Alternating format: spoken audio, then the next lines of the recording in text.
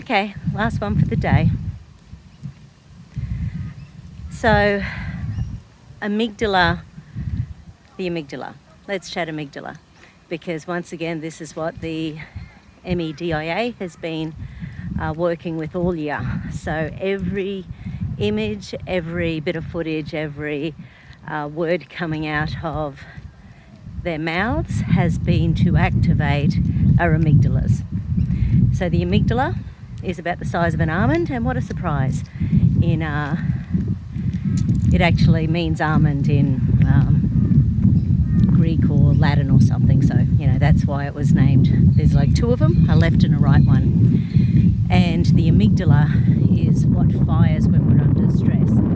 So it gives so when we're under stress, we've got 1/500th of a second to respond to crisis, and if we don't respond clearly, consciously, logically or creatively, because sometimes those two sides of the brain actually do deliberately switch the other one off to make it easier for us to get through something. So if we go through a trauma, it could just be having our boss yell at us, or our partner disagree with us, or our kid be mean to us. It can be anything. And if our amygdala doesn't, and if we don't think logically and clearly within 1/500th of a second, then we activate the amygdala. And that amygdala is the program that basically was set up before we were 2 years old. So many of our amygdala patterns are already set up by the time we're little itsy bitsy tots. We don't actually have logic in the brain till about 2. And before that, it's survival patterns through our primitive reflexes. So things like the Moro reflex, the freeze reflex, there's a whole bunch of them, spinal gland, and so there's a whole bunch of them. And basically, if these spinal reflexes are messed up because of a traumatic birth, because of cesareans, because of, once again, things going on in the womb, the messing of that bliss point, at the moment our mother finds out she's pregnant with us. So there's lots of things that can activate a messed up amygdala when we are young. So there's many things that the amygdala does in relation to gut, and in relation to boundaries, and in relation to being able to think outside the box and that sort of thing. But the one thing that that everyone knows, there's 5 major points that I use constantly. And so they're sort of the ones that are sort of like a piano playing on the abdomen, so when I'm down in this little area. So, and the top one is pleasure reward centers, which sounds lovely, doesn't it? But it's the opposite of that. It's when something in your past has created an inability to feel pleasure and pain, pleasure. So therefore we're constantly in a pain punishment circuitry around that. The second one is fear, threat, danger. So that one's obviously, and that sort of thing can be, once again, set up at birth, that life is dangerous, that there's no safety anywhere. The third one is some real core pain punishment circuits. And so that's sort of when we're really stuck, and it can be linked in with survival, deep survival, hidden deep survival, but it's sort of separate in its own right. Once again, it's like the immune system.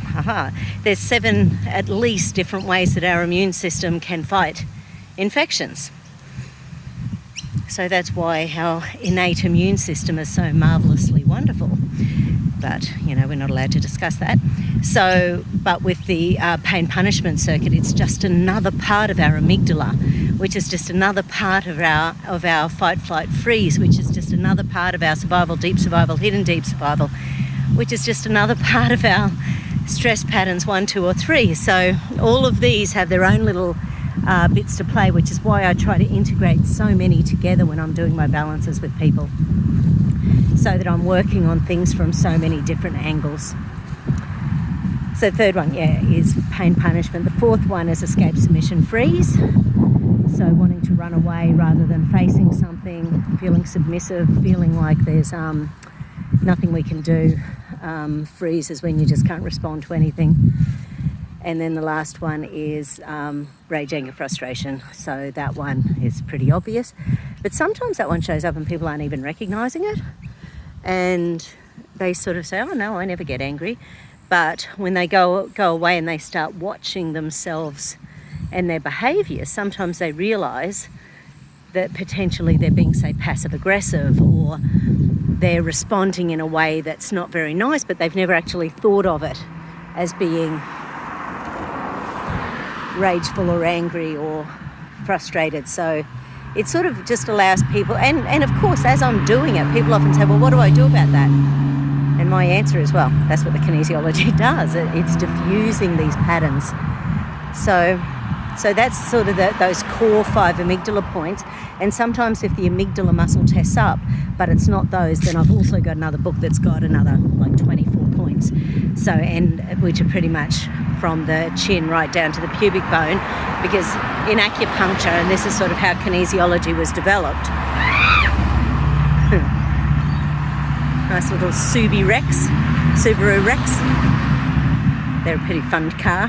Anyway, so basically by the time we're getting to into those sort of areas, sometimes it can be that people are really screwed up in lots of other ways.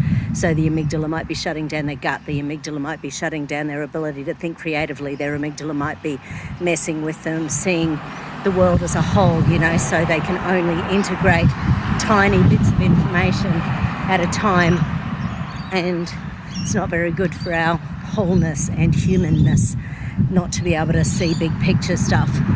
And when we are only focused on one tiny little thing, it's often because that's what we're told to focus on. And as you can see in the media, that's what we do. We go from one crisis to another, to another, to another. So the people who are only focused on the crisis going on at the time, it's keeping them stuck in these amygdala moments constantly, which can then mess with every area of their life. So when we are running on cortisol, adrenaline, noradrenaline, adrenochrome, all these stress hormones all the time, not to mention rage, anger, frustration, anxiety, and all that sort of thing, it's not allowing our frontal cortex to work. We're not thinking clearly. We think we are in that moment when we're yelling at someone for not, wearing or not getting a sort of thing. So, but if we actually go do some cognitive thinking and release our cognitive dissonance, then we find, there is another side to the story. There's another side to the story. There's another side to the story.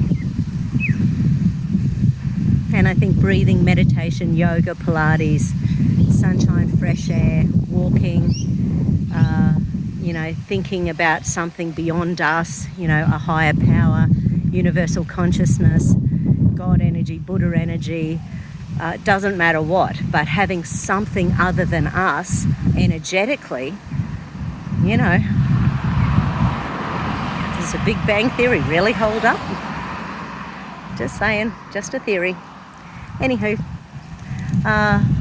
so the amygdala, amazing, and that's why I'm always on people's tummy from just the xiphoid, which is where the rib cage joins, so just above there to halfway between there and the belly button. So those are the amygdala points in kinesiology in the LEAP program that I do, and it's why you'll always see me playing in that little part of the body. And every time I'm just holding it, I'm waiting until it pulses. So once it pulses, it lets me know that that little part of the stress has been diffused, and then I can move on to the next bit. So I'm constantly going to my skippy arm, my little short muscle test beside the body, and then I'm moving through a process. I've got a really specific hierarchy of things that are important that I move through one by one in my kinesi. But I find the amygdala stuff just so crucial, which is why when I'm doing my little 5-7 minute meditations, I'm always in the amygdala, because that's diffusing that stuff at the moment.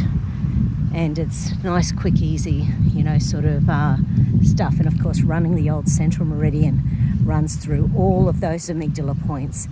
So energetically, if any of them are heightened, it just helps to shimmy energy. And that's what we need to do. We just need to go, okay, it's all energy. It's all good. Let's just move it on. And if it's just too much for you, ask your angels. Ask your higher self. Say, come on, guys, give me a hand. Visualize your angels. Say, come on, guys, give me a hand. Release the evil. Just let it go. Let it go up to the